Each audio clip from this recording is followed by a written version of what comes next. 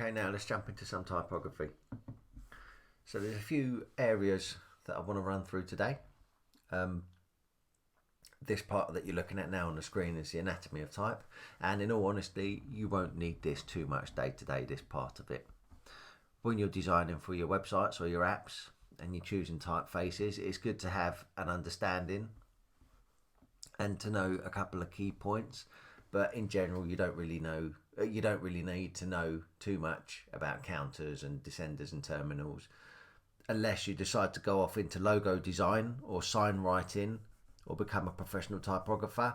That's when you'll really need to know that kind of stuff about the anatomy. But other than that, day-to-day design and websites, you'll be alright just knowing the basics. But saying that, I would say as a designer, you're probably gonna, if you haven't got it already, you're probably gonna grow a passion for the subject of design. And you're gonna want to go off and study each area of design in depth. So hopefully at some point you will get into typography a lot more and decide to go and study it in depth, because the more you know about the subject, the better you're going to be at it, and you want to be a master of your craft. You don't want to just be an okay designer. In fact, every designer in the whole world doesn't want to be an okay designer. That's why we end up studying continuously. I think design is the subject for a continuous student, because you're always looking to improve. You always want to make that look better. You always want your designs to be more useful, more friendly for the user, to more pleasing to the eye. So you're going to be continuously always wanting to improve.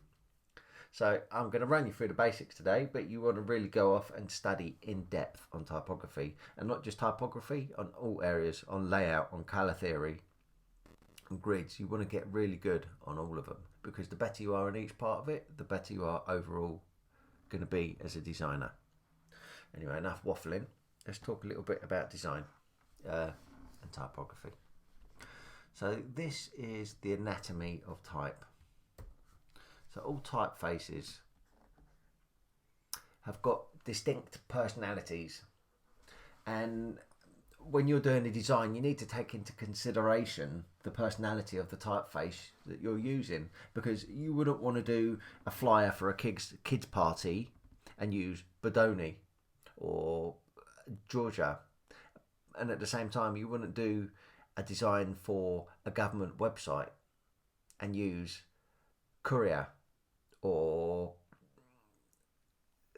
Comic Sans or something like that. They've got distinct characteristics and each conveys a feeling, and you want to use the right typeface for the right job. So how do you do that? Well, looking at the typeface, you can see that they've got different typographical anatomy. This is Helvetica, and this is a really lovely typeface. It's Helvetica New actually, and it's a really lovely typeface, and you can see I've highlighted individual parts of the anatomy of the different characters, and this is only a few characters obviously of the alphabet, and there's way more. You don't need to go through and learn all the different anatomy, but this is just giving you a quick overview. But this is really nice in Swiss type. It's used a lot. But the different things that you need to be aware of more than the others. So you've got the bar, descenders, stems, counters, loops, finals, bowls, shoulders, and so on. But mainly what you're looking at day to day for doing your web design is you want to think about the X height, and the X height is in general defined by the size of a lowercase x in that typeface. So for this, my X height is the size of a lowercase x in Helvetica New, which is this. That's my lowercase x. And why is that important in type? Well, an X height, if you look at this, it's going to give you an overall idea of the size of the typeface in reading, because you don't read in all caps. You've got sentence case, which you read in, which is standard, a capital letter at the beginning of the sentence, and then generally the rest is in lowercase. So you're going to get an overall idea of the size of your typeface, and you use that day to day when you're thinking about who you're designing for and the size of the font that you're going to be using.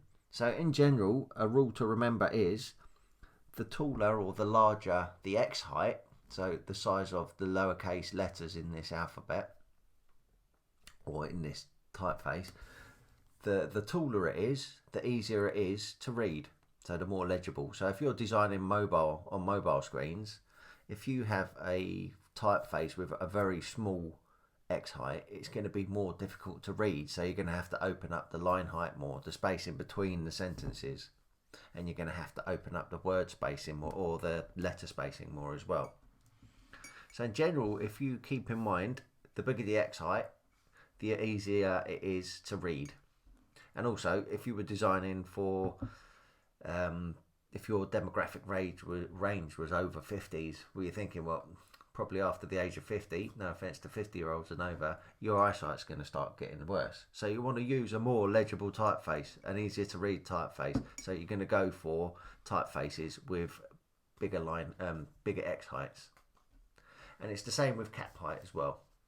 Cap heights, they will help you look at the overall size of the typeface. So just keep in mind when you're choosing typefaces who the audience of your design is aimed at and what size screen or what situation this text is going to be in, and then you can think about your X height and your cap height. And that's just looking generally overall at the legibility of the type because of the size of the capitals and the lowercase letters. Another reason to think about the X height though is when you're choosing two typefaces or more. When you're combining typeface, so in the other class we spoke about contrasting typefaces to create interest. So if you're having a serif and a sans-serif, or a typeface with thin lettering against thick lettering, you want to have a difference in the font. You want to have, for example, if you're using Playfair Display, which is a very nice serif font, and it's got nice thick strokes contrasted together with very thin stems. So it's a really nice typeface to use, and you might combine that with a serif font, a sans-serif font like Helvetica or Gill Sans, to create contrast in between the typefaces to create interest. So you've got one very elegant looking serif font and one very elegant, nice looking sans-serif font. But they might have contrast, but you still need to have a little bit of unity between the two typefaces. So what you would do then, you try to find two contrasting typefaces with a similar X height on each. So let's try type.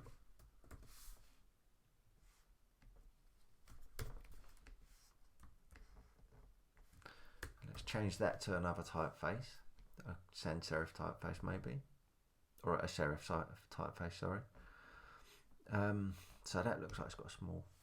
So you can see here, these are both the same size type. Both are 56. But you can see here, the X height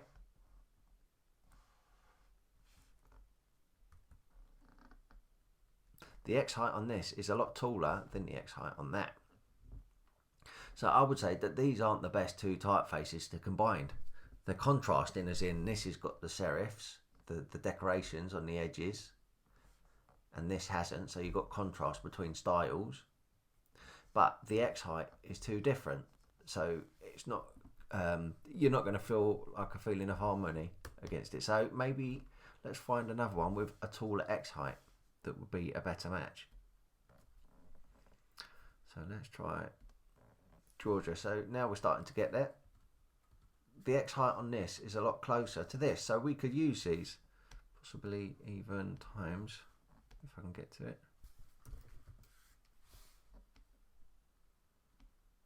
Alright, Georgia was better, I'd say. There you go.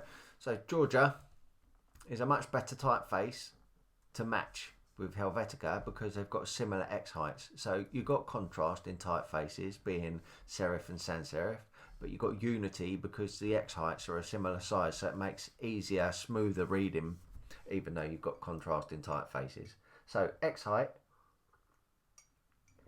When you're choosing your contrasting typefaces, try to see what the X heights are like between the two and keep them at a similar size, and that way you're going to have harmonious typefaces. So remember that. That's a nugget. Write down in your notes, when you're choosing typefaces for contrast, try to make sure they have contrast but they've got similar X heights, and that way it's more harmonious when it comes to reading. So, and even cap heights, it's not so important, but again it helps with Unity if they've got similar cap heights, but mainly X heights. So that's cap heights and X heights. And the only other thing to think about really on this is the baseline. And the baseline, if you imagine a lined piece of paper for writing, the lines on that piece of paper would be your baseline. So the baseline is where all the text should sit on your page. So you can see here, you want this all sitting on your baseline. Everything's on the baseline.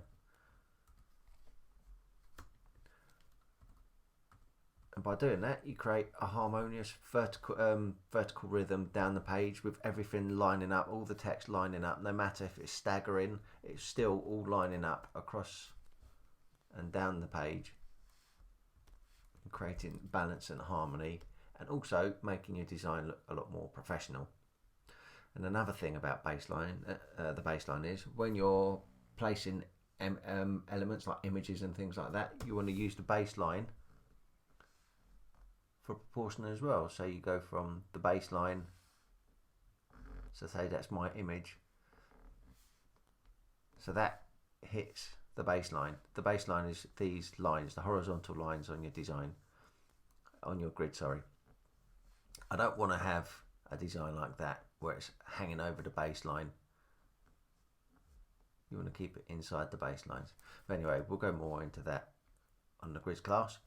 But yeah, use the baseline for proportioning and lining up images and text. Keep all your text on the baselines. And in the grids class, you'll see how to create a baseline. So for now, that's mainly all you need to think about for the anatomy of type. So like I said, all typefaces have got their own anatomy. The different parts of the character have got different names. So you've got the bowl or the counter, which is the inside, and they share it as well. That's a counter. You've got the loop, things going past. If you go below the baseline, the part of text going below the baseline is called a descender. If you go above the X height, that part of the text is called an ascender. An ascender, not an ascender, an ascender. So just little parts to think about when you're designing that you don't really need unless you're going to get into logo design or serif typography, but just something to think about.